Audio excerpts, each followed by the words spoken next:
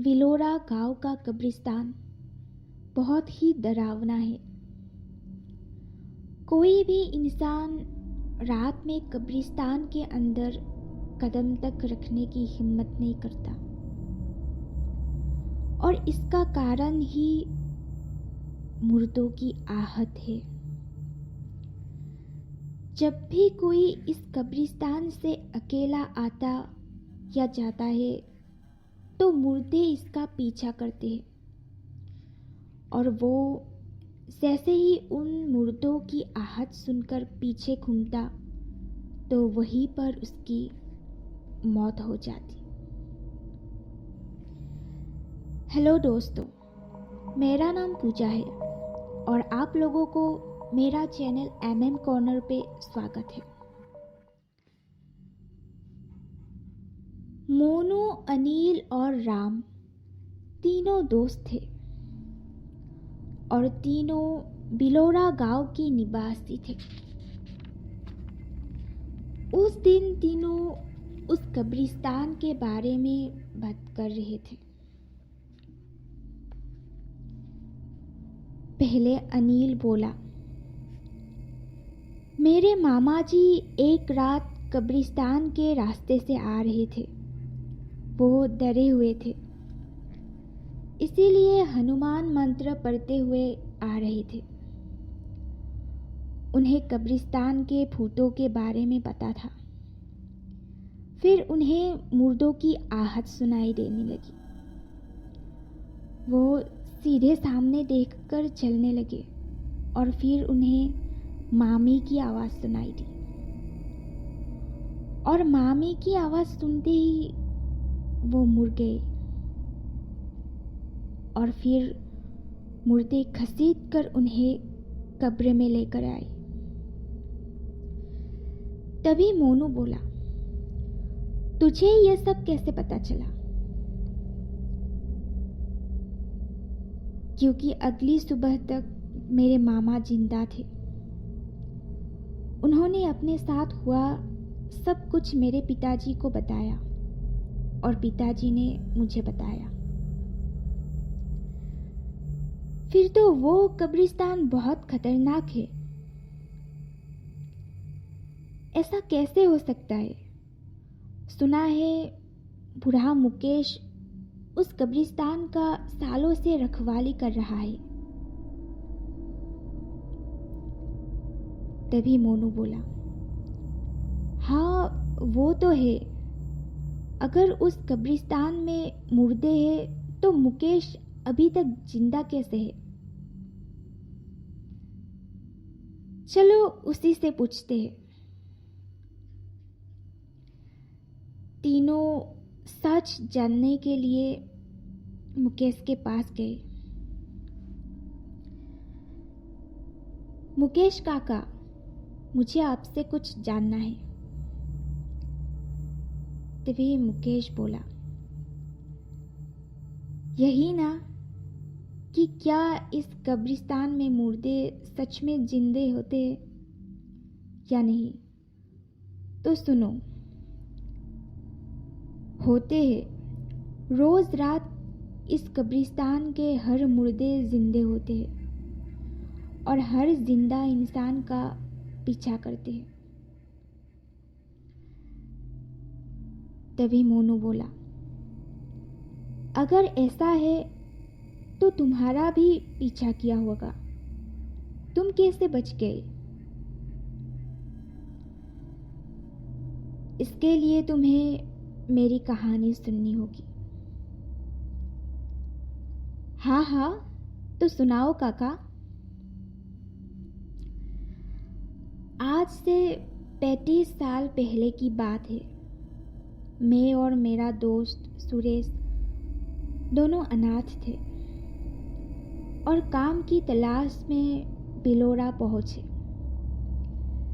यहाँ हम इस चर्च में फादर एंटोनी से मिले और फादर से बोले, फादर, हम दोनों यहाँ काम की तलाश में भटक रहे हैं।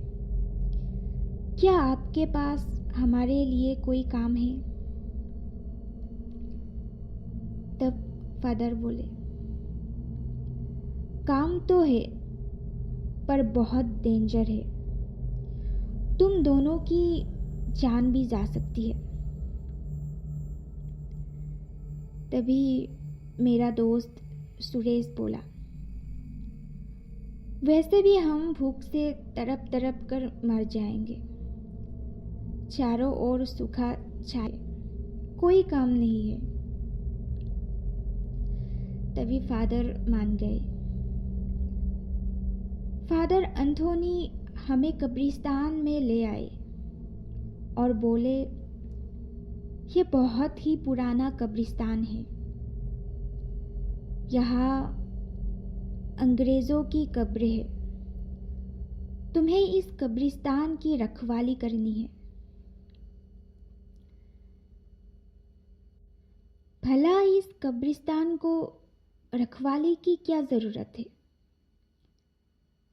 तब फादर बोले, कब्रिस्तान को रखवाली की ज़रूरत नहीं है, पर तुम्हें यहाँ लोगों को आने से रोकना होगा, तुम्हें लोगों की रक्षा करनी होगी।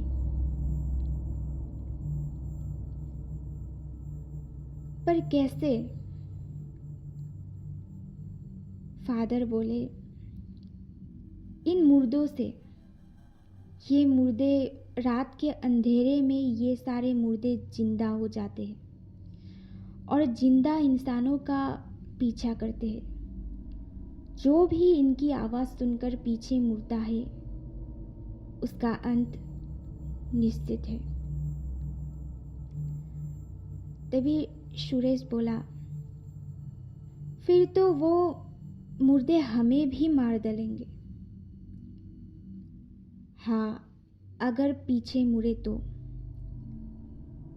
इसीलिए तो कहा था कि ये काम जोखिम से भरा है। सोच लो, तुम दोनों ये काम करना चाहते हो या नहीं। हम दोनों के पास कोई और रास्ता नहीं था। पेट की भूख शांत करना ज़्यादा ज़रूरी था, इसलिए हमने हाँ भर दी और उसी रात से हम कब्रिस्तान की रखवाली करने लगे। कुछ रात तक सब कुछ ठीक था। एक रात हमें लगा कि जैसे कोई हमारा पीछा कर रहा है।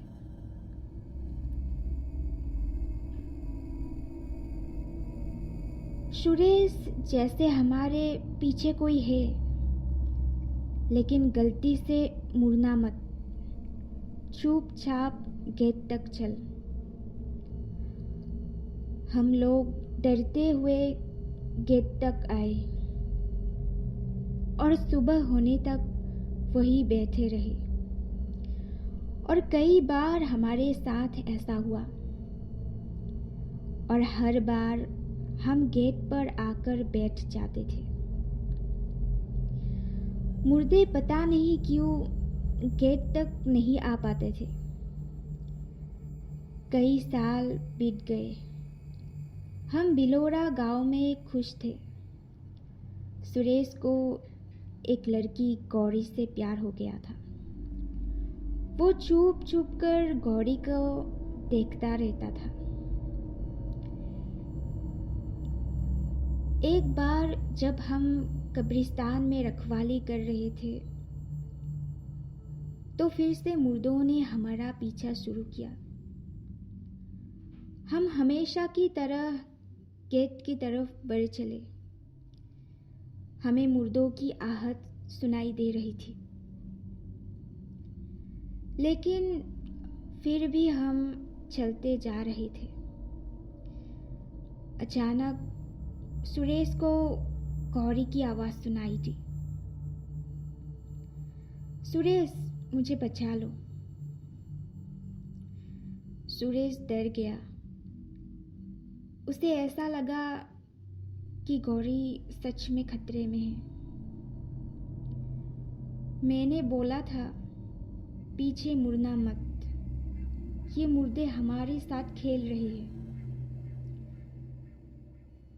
लेकिन सुरेश पीछे मुड़ा और मुर्दों ने सुरेश को घसीट लिया।